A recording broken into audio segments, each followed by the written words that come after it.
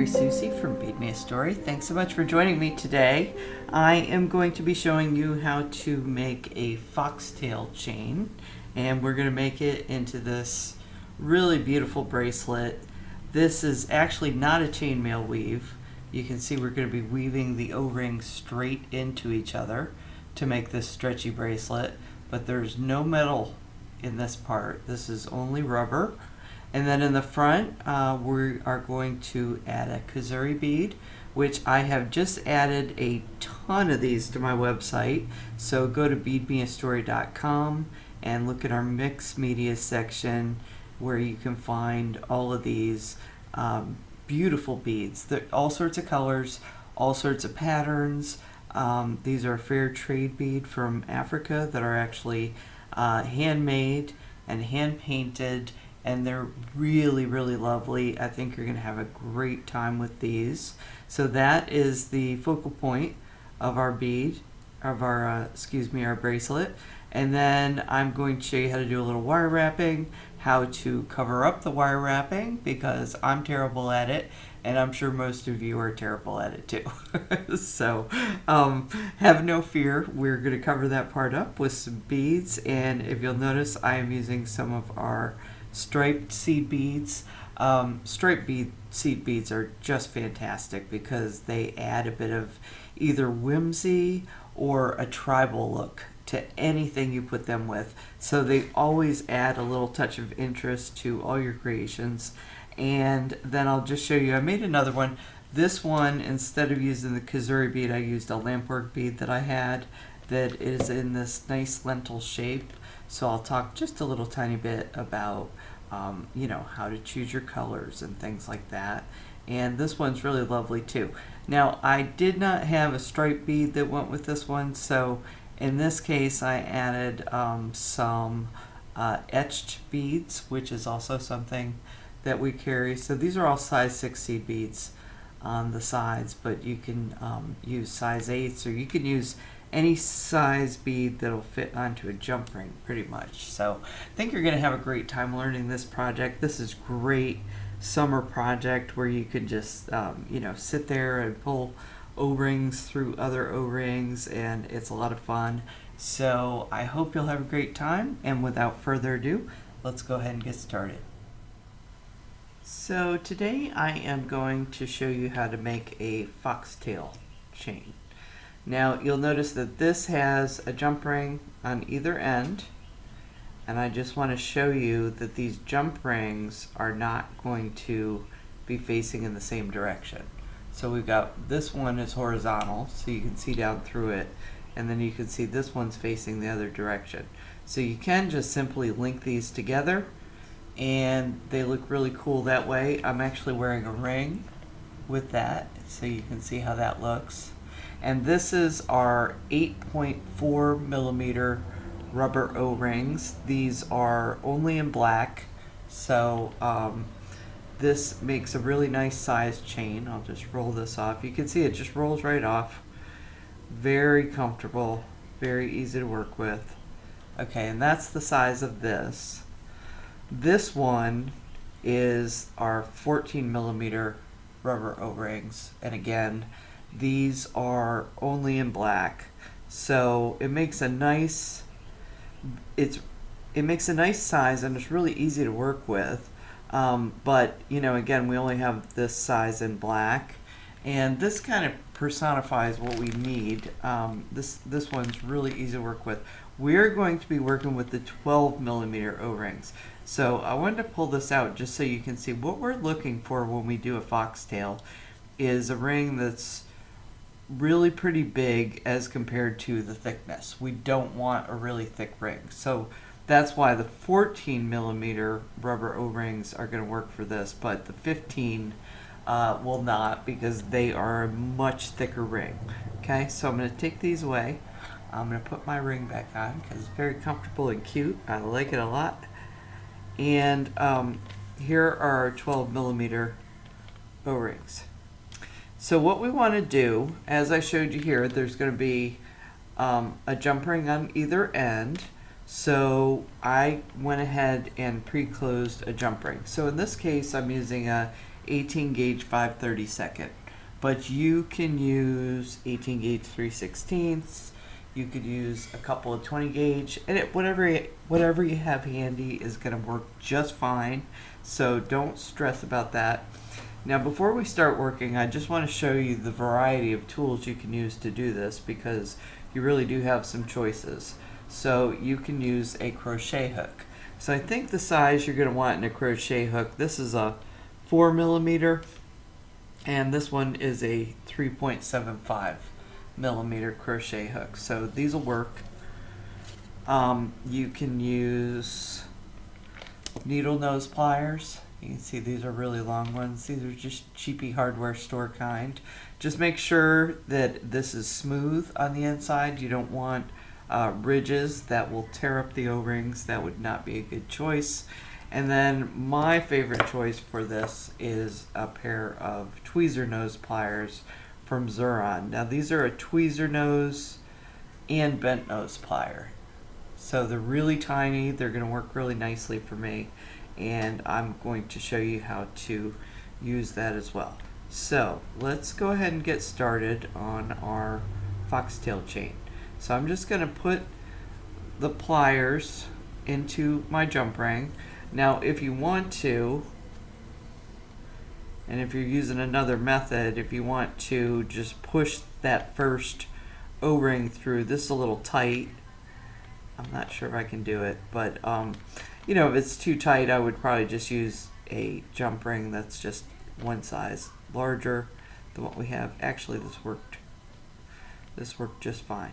Okay, so I could have done it that way, or I could have put my pliers inside, let them open just enough to grab that O-ring and pull it through.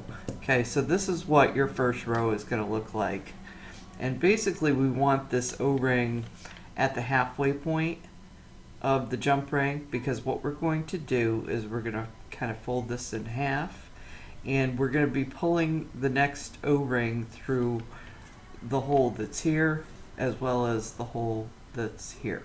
So we'll pull through either side. So let me go ahead and do one with my first colored O-ring. Okay, so I can actually push my pliers, because the O-rings are stretchy. I can push this open more if I need to, but I do like to, as I'm working these, what I like to do is push this down on these pliers a little bit. Okay, and then you can see I can still open it, and then I'm going to pull this next O-ring on. Okay, now I do want it facing, so it's like facing sideways. I do want to turn this before we move on to the next row. Okay, and then the next color I'm going to do is black. So I'm going to push this down onto my pliers. I'm going to open, grab a black, and then I'm going to pull. Now as you're pulling too, you can do this too. See how I'm letting my pliers kind of turn up? And that means that the tips of the pliers are really down into this hole well. So it's going to be able to pull through a little bit more easily. Okay, I just resituate this. Let's try this with a crochet hook. Just want you to see the variety of ways you can do this. So gotta push through and push through, and I sure hope this is the right size crochet hook for this. Now I'm going to take the lighter turquoise. Yeah, I think this is the size that you'd have to use, because see how I have to get it caught underneath the hook there. And then if you use a crochet hook, what you want to do is you want to turn the hook as you're pulling. And I really like this method too, because believe it or not, this may be the easiest way. I mean, it pulls really well, and you don't put any stress on your O-ring this way, because it's such a large surface that is pulling, that it's not like with this where there's just this tiny little bit that you're pulling against your O-ring. So this is going to create the least amount of of friction and stress on the O-ring as you do this. And then just to bring in the other one, this was the original way of doing this back in the day. Okay, and again I'm going to kind of pull that on, and same principle as the tweezer nose pliers. You know, we're just going to open this up a little bit, and then we're going to pull the ring through, and you see how I'm turning this back, okay, to pull really well. Alright, so all of these ways will work because all we're doing is we're just pulling O-rings through other O-rings. So let me go back to the crochet hook. I know it's hard to get it through to get a new row started, but honestly this went through probably the smoothest. I thought it was my tweezer nose pliers that I would like the best. I couldn't find a crochet hook when I was doing my initial demo for this, but now that I'm working with it, I really like it. I like it because it hooks in here. So again, this was a 4mm. I'm not sure if this at 3.75 will be quite big enough, but this 4mm is just perfect. And then, like I said, as soon as I start going through this first hole, I'm turning my hook so that I can just, you know, kind of pull it back, and it gives me a really good pull on this O-ring and doesn't cause it a lot of stress as I'm doing this. Okay, so you are just going to keep going with this length of the foxtail weave, and you want to get it to the length you want it to be. But one little cautionary tale with this, and let me grab my bead. We're going to end up putting a bead in the center of this. So you can see why I picked the colors that I did, because I'm using like a black and a turquoise with this. And the colors are going to match really, really nicely with it. But keep in mind that not only am I going to have this bead in the center of this bracelet, but I'll have a little wire wrapped loop over here and over here. Okay, so I want to go ahead and wire my central bead before I measure the length of my weave so that I can incorporate this sizing into it. Okay, but I did want to start with the weave we're going to do, and then we'll do the wire wrapping for the bead.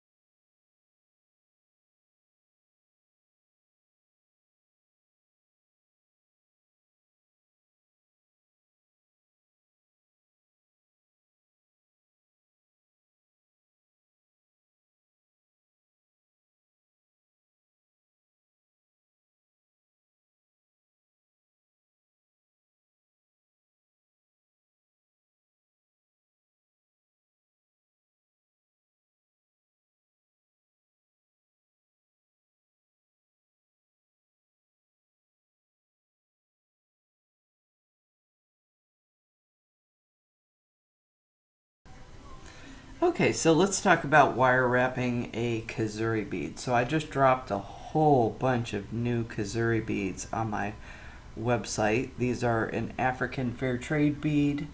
They are ceramic and they are beautiful. They have wonderful prints on them. This one happens to be a spiral, but there's all sorts of dots and stripes and everything you can think of. These just come in so many really cool patterns, and they're absolutely gorgeous beads. They're all handmade, hand painted. Everyone is going to be unique. Okay, so I'm going to take some kind of wire, probably a soft wire is going to be best, and I'll probably go for a 20 gauge, but you can probably go for 18 gauge or 16 gauge. Those will also work.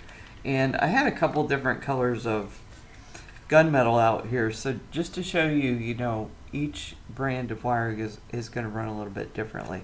So this gunmetal has a really nice kind of almost brown tint to it, and this one has a very blue tint to it. So I'm going to use the one with the brown tint because if you really look at this bead, it does have just the tiniest little bit of earth tones in there. So I think this will blend really well with our bracelet. And what I'm going to do is I'm going to slide this on here. I want to leave myself plenty of wire to wrap with. Okay, I'm not going to be stingy about it. And I'm going to go ahead and once I have this on and I have a nice length here, this is probably about 2 or 3 inches, I'm going to take my pliers and I'm going to bend that to a 90-degree angle, and that's going to hold this in place. Okay, and then I'm going to take the other side and I'm going to bend that at a 90-degree angle as well. Okay, and what this is going to do is allow me to see how long to cut this. And there's extra here, so I am going to have to you know, cut some off at the end. Okay, so now I'm just going to come in with my wire cutters and cut these at approximately the same length. Okay, now let me move some of these pliers off to the side. I won't need my wire cutters again till the end. Okay, so you can use just a basic round nose plier. I wanted to show you this type of plier as well, because you can see this has 3 different sizes of loops that you can make. So when you want to make them consistent, this is a really nice way to do it because it's all preset for you. Whereas with the round nose pliers, it's kind of conical, so you know, you have to kind of hit the plier just at the right spot. Whereas with this is always, each of these is always the same size. So I'm going to use the smallest, and I'm just kind of squeezing the wire in between this, and I am going to curve around. Okay, and I want to match up right at the base. But now that I have this curved with a loop in it, I can go ahead and pull this all the way around. Okay, and then there's going to be a little bit of room to work with here. Kind of pulled that further than it needed to go, but that's okay. I am not a good wire wrapper, and you don't have to be to do this project because we're going to hide all of the wire wrapping, but it is nice to have the size be pretty consistent in the loop. Okay, so I can either use my fingers to wrap this around, okay, or I can take one of my bent nose pliers, and this usually helps you to wrap it nice and tight, so it is a good way to do it. And I'm just going to make kind of a messy wrap. I'm going to come back up and make this wrap a little bit thicker because this is a nice large bead. Okay, and I don't want this to look too, you know, I'm not trying to be perfect. So then I'll take my wire cutters,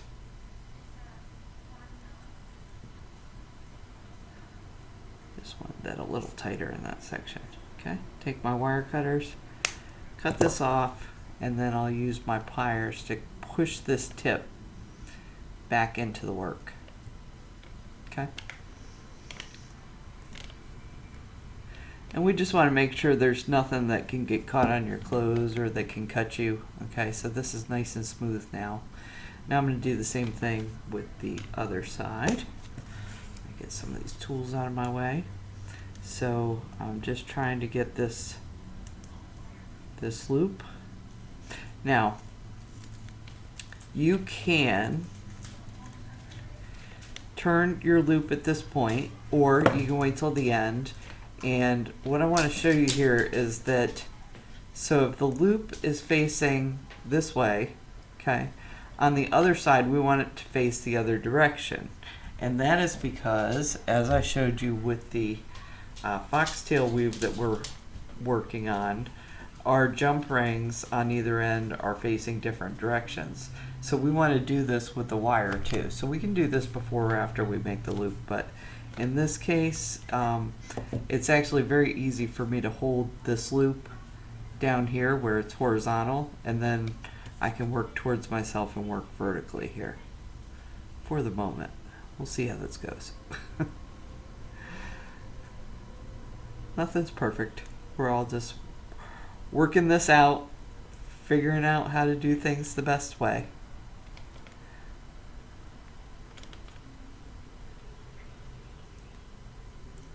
But if I get this loop going in the right direction here, then I won't have to worry about anything else once I get rolling. Okay, so you can see I've got a loop. I'm going to pull it up a little bit, and let me get my pliers to hold on to my loop. Okay, and this time I'm just going to use my hands to wrap this. This is all soft wire, so it's very easy to work with. Let me do it one more time. The other side looks a little bit fuller. There we go. Okay, those are similar. Like I said, they don't need to be matchy-matchy. We just need them to be somewhat similar. Okay, so again, I'm going to smash that end in. And then I might take my pliers and make sure that this right side is vertical and this left side is horizontal, so that everything is right at the end. And I got a little, see how I've got a little extra wire here. It's been, when I smashed it in, it kind of pulled out some, so I'm just going to take a little off the end here. There we go. Okay. And then push it in again. Okay? And that is our wire wrap, so that we can attach that to the jump rings that are on the end of our weave. And then we're going to add some additional stuff to cover up all this wire wrapping. And that's why I say you don't have to be good at it. You just need to have loops on your ends, and then don't worry about the rest, because we're going to cover it all up. Okay, so now we have gotten to the fun part of this. So you can see that I have made my chain the length that I need it to be, and I have reopened the very first jump ring and attached it to the bead. So now what I'm going to do is take another jump ring, and sorry, I forgot my second pair of pliers here. Okay, so we're going to pass through both sides of this rubber O-ring, and then we are going to attach this back to the start.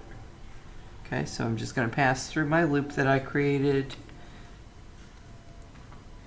and close my jump ring. Okay, and I did measure this around my wrist to make sure it was going to fit. So here's basically what we have, and you can stop there if you want to, but I like to cover up this part, and I like to fill it in more, because see how skinny this little part is? and then we've got this large bead, and then we've got this thicker part, which is our weave. So I want to fill this in with something fun. So I'm going to take some beads, and I've already gone ahead and pre-opened some jump rings. So these are 20 gauge 1/8 inch jump rings, which I know are going to work really, really well with size 6 seed beads.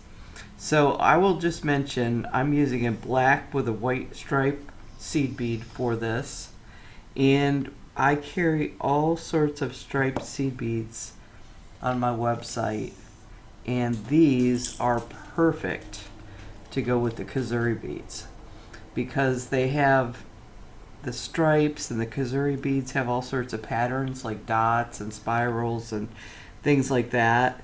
And the striped beads, as well as the Kazuri beads, do one of two things. They either make things look whimsical or tribal. So these are going to work perfectly with your Kazuri beads. So just take a look, see what you think. I've got all sorts of different colors and stripe colors and things like that. Now this is just a turquoise size 6 seed bead. This one is a Miyuki bead, and these come in my rainbow packs of beads, and I found this color was just perfect, so I wanted to use it here. So I did the black with the white stripe. I'm going to do a turquoise. So these are both on the front, and then I'm going to add a couple to the back. So we get another black with white stripe. And I picked out the colors that go with this. So there's loads and loads and loads of colors to choose from. You can pick opaque beads. Sometimes these beads will have some metallic finish to them and things like that, so you can really have some fun choosing beads to go with this. And for those of you who have trouble choosing colors, when you pick a large focal bead like this, it really makes it easy because you're basically just looking for things that are going to match your bead. So you just pick 2 or 3 colors that are going to look fantastic with that bead that's in the center. Okay, so all 4 of these beads I attached to the loop that I put on the side of the bead, and I'm going to also attach some to this jump ring that either started or finished the chain, not sure which, but we'll add them there too. And you're just going to keep adding them until you feel like it's full and you feel like it's covering up the wire wrapping that you did. So this gives a little area here where you have little beads that are going to move around, which is going to be fun on this. So I want to do more of the black with white stripe than I do the blue. So I'm going to put one on the front and one on the back, and then I'll take a look at this. So that's been 4, 6. So I've done 6 jump rings so far. Okay, and I think I could do a couple more.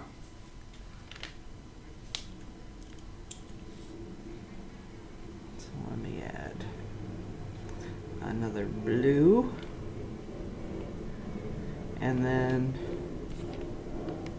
I'll do another black one, and I think we're good. So that's about, oops. Sorry, didn't quite have a hold of that. So that's basically, 4 jump rings added to the wire wrap loop, and then 4 jump rings added to the jump ring at the end of the weave. Okay, and you can see how nice this looks now, how well it's filling in and